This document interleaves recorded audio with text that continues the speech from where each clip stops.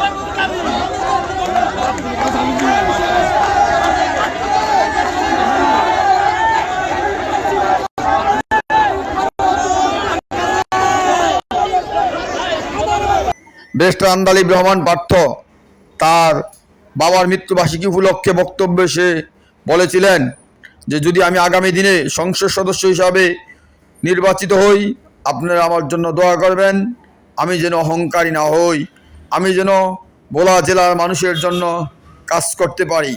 তার সেই বক্তব্যটি আজ প্রমাণিত হয় ভোলা জেলার মাটিতে ব্যারিস্টার আন্দালিব রহমান পার্থ কতটুকু গ্রহণযোগ্য প্রার্থী। এত বড় মানুষ, আমার মনে হয় আজকে আমরা যে ভালো আছি, আজকে যে আমরা এখানে সমবেত হতে পেরেছি, এত সারা বাংলাদেশের মানুষ আমাদেরকে মহব্বত করে, ভালোবাসে, বাবাকে সম্মান করে, এটা মনে হয় আমার বাবার সদকায়ে জারিয়াই। আরেকটা বড় ব্যাপার, বাবার কোনো অহংকার ছিল না। বাবা সাধারণ মানুষের সাথে এমনভাবে মিশত, এমনভাবে থাকতো, সে যেই হোক। আমরা যখন ঢাকাতে ইফতার করতাম, আমাদের সাথে বাবা ইফতার করতো না, নিচে যে যারা বাসায় কাজ করে তাদের সাথে বসে আমি দেখতাম বাবা ইফতার করতো। আপনারা দোয়া করবেন। আমরা রাজনীতিতেও অনেক কষ্ট করেছি গত 17 বছর 20 বছর। আগামীতে ইনশাল্লাহ আমাদের একটা সুদিন আসার আল্লাহ যদি চায় সম্ভাবনা আছে।